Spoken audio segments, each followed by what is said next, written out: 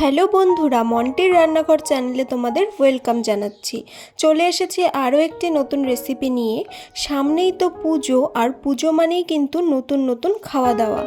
আর এই পুজোর মধ্যে একটা দিনে কিন্তু তোমরা রাখতে পারো এমন ব্রেড পকোড়ার স্ন্যাক্স। তো চলো কিভাবে রেসিপিটি তৈরি করি সেটা দেখে নিই। প্রথমে একটি কড়াই গরম করে নিয়েছি, তার মধ্যে দিয়ে দিলাম 1 টেবিল স্পুন মতো পাঁচফোড়ন। এরপর দিয়ে দেব একটি শুকনো লঙ্কা, যাকে আমি হালকা ফাটিয়ে নিয়েছি। তারপর দিয়ে দেব হাফ টিস্পুন মতো জিরে। এবারে এই সবগুলো উপকরণকে খুব ভালোভাবে কিন্তু হালকা ড্রাই রোস্ট করে নিব। তোমরা চাইলে এর মধ্যে কিন্তু একটু জোয়ানও অ্যাড করতে পারো। ভালোভাবে কিন্তু মিশিয়ে নেব। এবার এটিকে গুঁড়ো করে নেব। আর এদিকে দেখো আমি নিয়ে নিয়েছি 3টে সেদ্ধ করা আলু। এবারে এই আলুগুলিকে কিন্তু খুব ভালোভাবে ভেঙে নিতে হবে। আলুটি যেহেতু গরম ছিল, তাই কিন্তু আমি এভাবে চামচের সাহায্যে কেটে নিচ্ছি। আর হাত দিয়ে ভাঙতেও কিন্তু খুব প্রবলেম হচ্ছিল। আলুটা ঠান্ডা করে কিন্তু তোমরা আলুটিকে ভালোভাবে হাত দিয়ে গুঁড়িয়ে নেবে। এদিকে দেখো একটি কড়াইয়ের মধ্যে আমি নিয়ে নিয়েছি কিছুটা পরিমাণ সাদা তেল। এখানে আমি 2 টেবিল স্পুন মতো সাদা তেল নিয়েছি। এবারে এই তেলের মধ্যে আলুগুলোকে ছেড়ে দেব। এই আলুগুলোকে কিন্তু আমি আধ ভাঙা মতোই করে নিয়েছি। এবার এর মধ্যে দিয়ে দেবো স্বাদ অনুযায়ী নুন। এখানে আমি হাফ টিস্পুন মতো নুন দিয়েছি। দিয়ে দেবো হাফ টিস্পুন মতো হলুদ গুঁড়ো। আর দেব সেই যে মশলাটি আমি ভেজে গুঁড়িয়ে রেখেছিলাম সেই মশলাটিকে। এবার এর মধ্যে দিয়ে দেব এই 9 থেকে 10টা মতো কারি পাতা। এবার এর মধ্যে দিয়ে দেবো হাফ টিস্পুন মতো গরম মশলা গুঁড়ো। এবার দিয়ে দেবো হাফ টিস্পুন মতো চিনি। এবার এই সবগুলো উপকরণকে খুব ভালোভাবে মিশিয়ে নেব এবং ভালোভাবে মশলাগুলোর যাতে গন্ধটা চলে যায়, মানে ভালোভাবে কষিয়ে নিতে হবে। আর এই আলুগুলোকেও খুব ভালোভাবে কিন্তু ভেঙে নিতে হবে। মানে আমি আধ ভাঙা করে তো দিয়েছিলাম আলুগুলোকে, কিন্তু আরও ভালোভাবে কিন্তু এই আলুগুলোকে ভেঙে মিশিয়ে নিতে হবে, যাতে প্রত্যেকটা আলুর সাথে কিন্তু এই মশলাটি মিশে যায়। আর এই মশলাটি মেশানোর সাথে সাথেই কিন্তু একটা খুব সুন্দর গন্ধ বেরোবে। যারা দুর্গাপূজার মধ্যে নিরামিষ খাও, তারা কিন্তু এই রেসিপিটি একদিন বাড়িতে বানিয়ে খেয়ে নিতে পারো। এবার এই পুরটিকে ভালোভাবে ঠান্ডা করে নিতে হবে। ঠান্ডা করে নেওয়ার পর এদিকে দেখো আমি 2টো ব্রেডের স্লাইস নিয়ে নিয়েছি। তোমরা চাইলে বড় সাইজের ব্রেডও নিতে পারো। আমি ছোট সাইজেরই ব্রেড নিয়েছি। এবার এই ব্রেডের মধ্যে খুব সুন্দরভাবে আমি তেঁতুলের চাটনি মাখিয়ে নেব। এই তেঁতুলের চাটনিটি আমার ঘরে বানানো। এখন তেঁতুলের চাটনি বাজারেও কিনতে পাওয়া যায়, তোমরা চাইলে কিনেও আনতে পারো বা ঘরেও বানিয়ে নিতে পারো। খুব ভালোভাবে এই তেঁতুলের চাটনিটিকে এই ব্রেডের মধ্যে ছড়িয়ে নেব। আর তেঁতুলের চাটনি যদি না পাও, তাহলে কিন্তু তোমরা টমেটো কেচাপও এর মধ্যে দিয়ে নিতে পারো। এইবারে এই যে আলুর পুরটি আমি তৈরি করে রেখেছিলাম, সেই পুরটিকে খুব ভালোভাবে এই ব্রেডের উপরে ছড়িয়ে নেব। এই আলুর পুরটি কিন্তু একটু বেশি করেই দিতে হবে, অল্প করে দিলে কিন্তু হবে না। খুব সুন্দর করে ঠেসে ঠেসে কিন্তু আমি আলুর পুরটি এর উপরে দিয়ে দেব।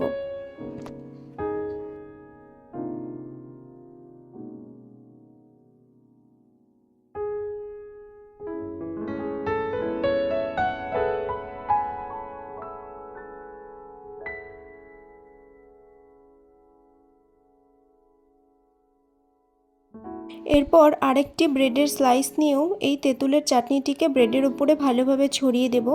তারপর এই ব্রেডটিকে পুর ভরা ব্রেডের উপরে ভালোভাবে চেপে দেব।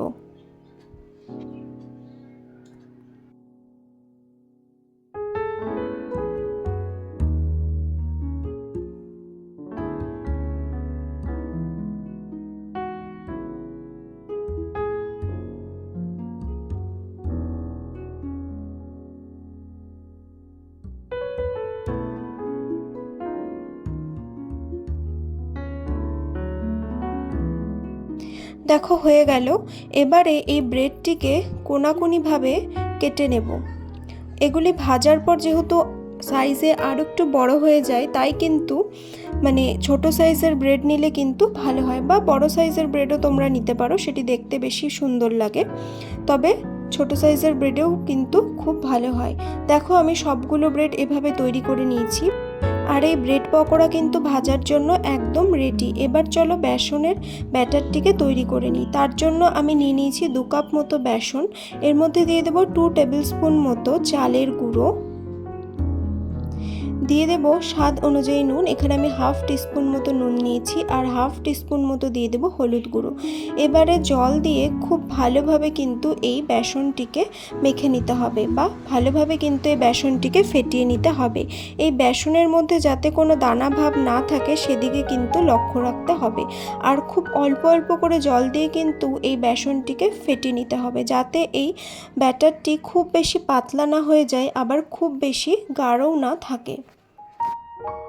তোমরা চাইলে এই বেসনটিকে কিন্তু ছাঁকনি দিয়ে হালকা ছেঁকে নিতে পারো, এতে কিন্তু খুব ভালো ব্যাটারটি মেশানো যায়। দেখো এই রকম একটি থিকনেসে কিন্তু ব্যাটারটি গুলিয়ে নিতে হবে।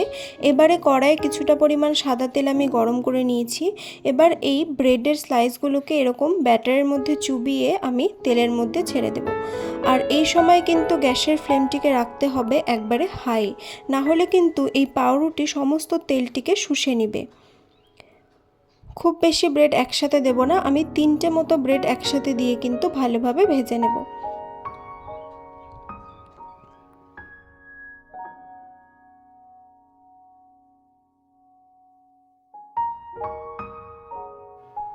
কয়েক সেকেন্ড হাই ফ্লেমে রেখে আর এই গরম তেলটিকে ওপর দিয়ে এভাবে ছড়িয়ে দিয়ে তারপর কিন্তু গ্যাসের ফ্লেমটিকে মিডিয়ামে করে দেব, না হলে কিন্তু এই পকোড়াগুলো পুড়ে যেতে পারে।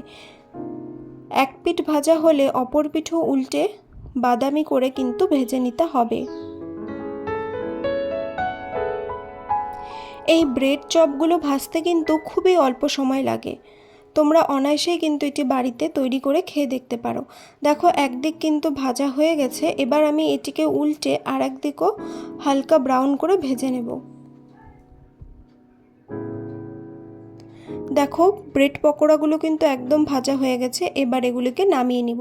তাহলে বন্ধুরা তৈরি হয়ে গেল ব্রেড পকোড়া। পুজোর একটা দিনে এই রেসিপিটি তোমরা অবশ্যই বাড়িতে করে দেখবে। রেসিপিটি যদি ভালো লাগে তাহলে ভিডিওটি অবশ্যই লাইক করবে, শেয়ার করবে এবং চ্যানেলটিকে সাবস্ক্রাইব করে পাশে থাকবে।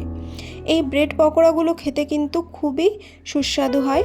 আমি একটা তোমাদের ভেঙে দেখাচ্ছি এর ভেতরটা কতটা নরম আর আলুর পুরে ভর্তি ছিল।